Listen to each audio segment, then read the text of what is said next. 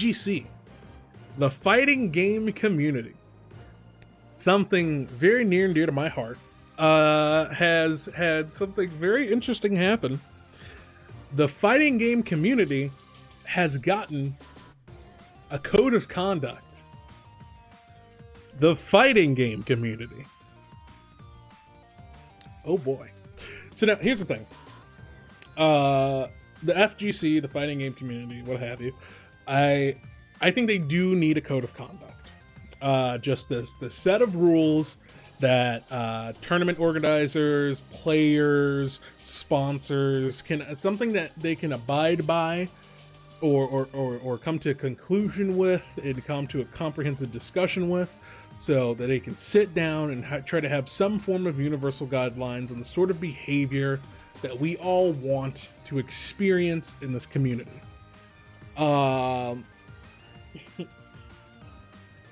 Because everything that happened with fighting games last year was horrible. From Mr. Wiz, the amount of people who, a code of conduct to prevent fighting, that's in there. We'll get to that. The amount of people who have been removed from the community because of sexual assault, because of rape, because of pedophilia, has been insane. Absolutely insane. The amount of abuse and degeneracy that has been infecting the fighting game community for literally decades. From Mr. Wizard to Smash community, like, there's been a lot of things that happened last year on the big scale of things that's like, oh my god, what is going on? Like that, to the small scale of, you know, Punk calling somebody on Twitter or something like that, or in DMs, and then all of a sudden everything, you know, everyone starts freaking out like, this is unacceptable conduct, this is not how we're supposed to operate here, and the whole entire world wanting to fall apart because he said that, and people wanting to issue bans or people getting suspended because of words they said. And then how do you deal with the N-word in fighting games is the whole thing. Yeah, so I think it is worth having one, because there's room, if we want the FGC to grow, if we want the FGC to not only maintain itself, one, we need rollback netcode for every single video game, basically, and two, we need some form of rules and guidelines to make sure that everyone's being treated equally, every situation is being handled equally, and we're able to nip issues in the bud very quickly and fairly with even punishments. So I just wanted to check this out right quick, the code of conduct that was released. I am going to be honest with you, I barely know anybody who is listed on this as the people who came up with this. So for signatories, I don't know any of these people except Ultra David. I know Ultra David. He's awesome. I subscribe to Ultra 10 TV on Twitch. Besides Ultra David, yeah, these are a whole bunch of other people who are part of the fighting game community. I believe some of them are people who work with the as TOs or tournament organizers and all that sort of stuff, and sponsorships, and to help deal with other things behind the scenes. Some of them are players, some of them aren't. But so it says about the fighting game community code of conduct is developed by a team of committees working at the FGC tournament organizer Discord group. Our signatories are sourced from this platform as either COC. They really chose that as the acronym. The COC team, members of each committee or backers of the document that are external to the aforementioned team. Committees are provided as follows: code, collegiate, blah, blah, blah, blah. Point of it is, these are the people. Here's where they came from. So in case you want to look on that on your own, there you go. So I just wanted to take a quick glance at some of these rules because I thought they were interesting. We are not going to read all this at all whatsoever. You can do all that at your own time at FGCOC.com. But yeah, there's just a couple of interesting things I wanted to talk about. When you generally look at a lot of the rules that are in here, a lot of them generally come down to things that have already happened, and which you will see, but not all of them actually apply to things that haven't happened yet. So we'll get into that in just a second. So, but specifically, we're going to be focusing on the conduct section and the things that count as a violation moving forward in the fighting game community. Let's see here. So first up is engaging in assault, battery, physical harassment, or abuse, or any other physical contact of any other with a person without their consent. Obviously, not gonna fly. None of that stuff at all whatsoever. Physical contact, harassment, sexual, doesn't matter. None of that stuff. But here's where we start getting to some of the issues with this code of conduct, right? Engaging in malicious bullying, baiting, trolling, or other non-physical harassment or abuse that rises to a level beyond commonly accepted FGC trash talking. So now the question is here, how do you quantify that? That literally makes no sense. How do you quantify that as a thing? What is standard FGC trash talking? And what is beyond standard FGC trash talking? It's a very strange concept that is way too vague. It's completely way too vague, which is the issue I have with it. The bullying, trolling. I'm not gonna lie to you, dog. I mean, when it comes to the competitive nature of certain games and certain communities, I mean, bro, people get bullied, people get baited, people get trolled. Like that's just a part of the FGC. You know what I mean? Like, but not even in like it's kind of the best way to think of that is like in a term of like dealing with sports, or you're dealing with a team-based environment where, you know, kind of have that sort of raunchy behavior, that edge to it. But I mean, that's part of the conflict that we end up having is you have the way that you want people to act versus, or how people want to act versus how the way the FGC needs to act or be presented in order to become more esports, if you will, or to become more acceptable in the mainstream. So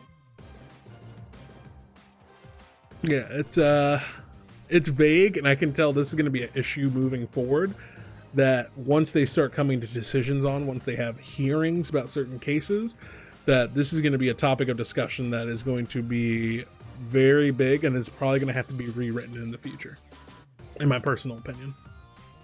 Using threats with weapons, we obviously know, yes, don't threaten to kill people, and don't actually attempt to kill people with weapons. Pestering or stalking, nope. Yeah, we obviously know that's bad. Taking photographs of or recording any other person without consent or backer authorization. No being a creepy creepo. Yeah, I don't think this applies to anything else outside of that. I don't think this affects like streams or anything like that. Like people who take down content and re-upload it. I don't think that applies to that. But yeah, so don't be creepy. Let's see here, engaging in discriminatory acts based off of that, such and such. Yes. Well, the FGC has gotten a bit better about their hate speech and about saying things about women and people of color.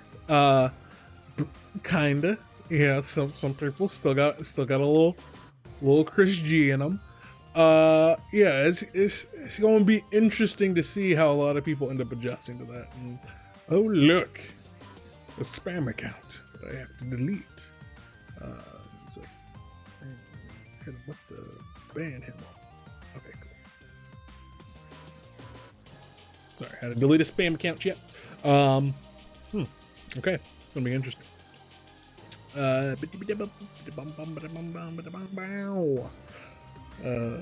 Intentionally outing a person's sexual orientation, gender. Yeah, that's a good thing to have in there.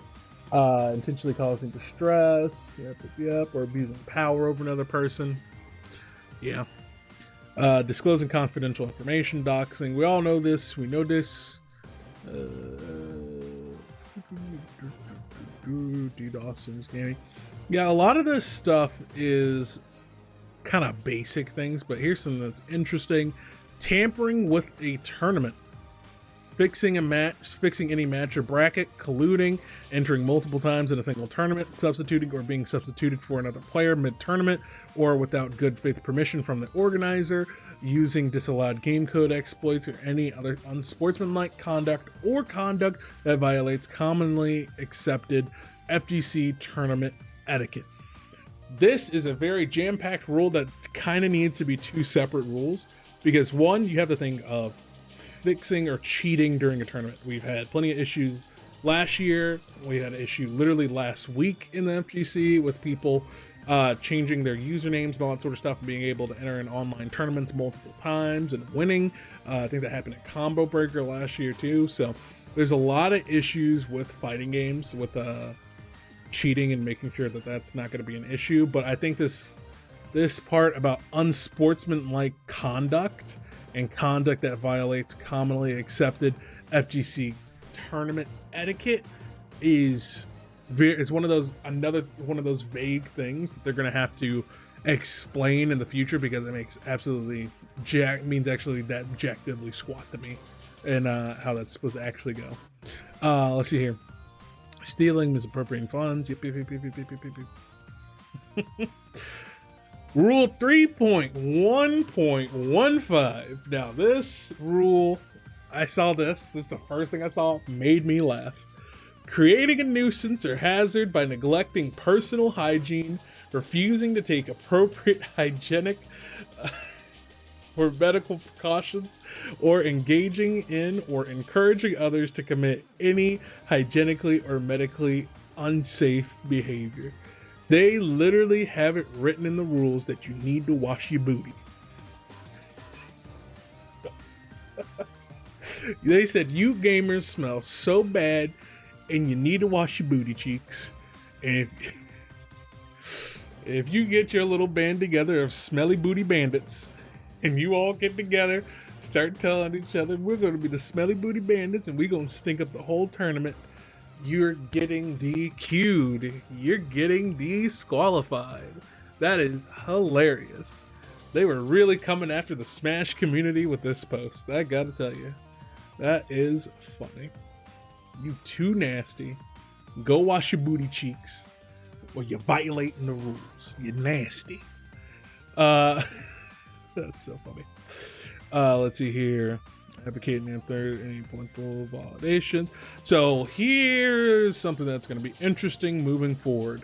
Underaged participants.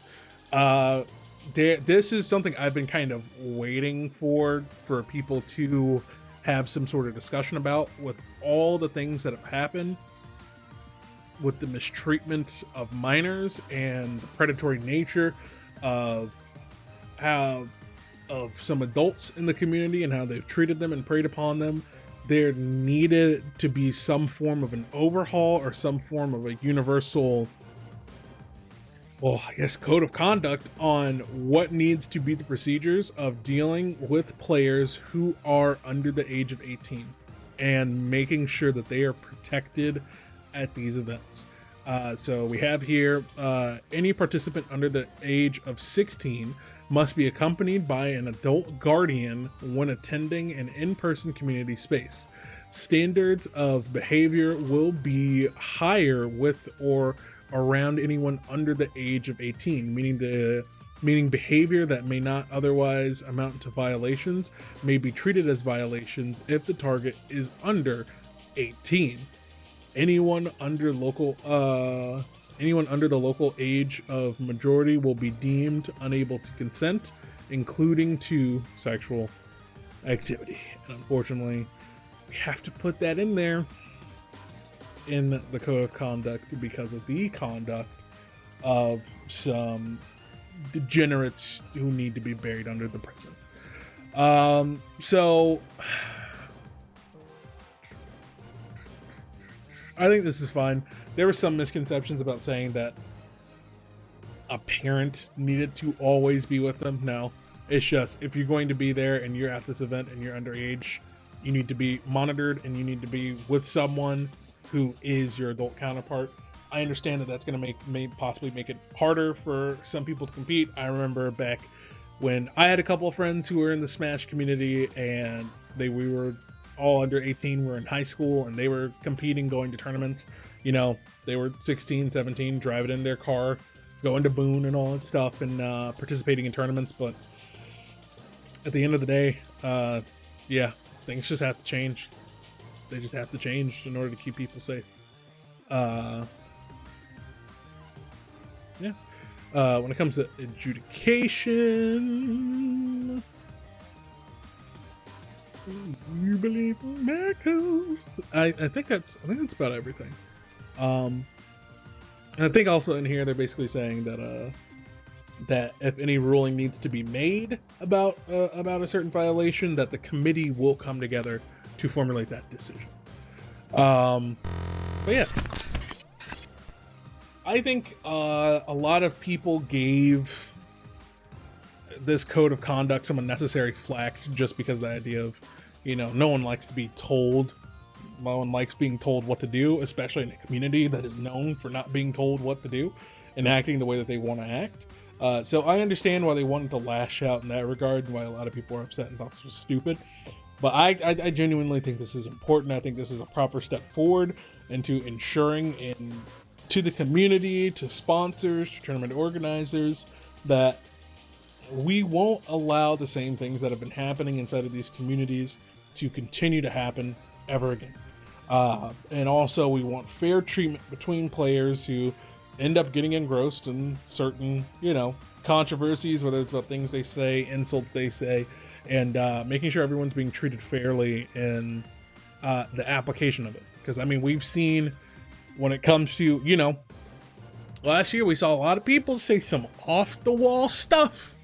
Whether it was about Black Lives Matter, black people, about politics, and people with sexual orientations, all that sort of stuff. People were saying some off-the-wall stuff last year.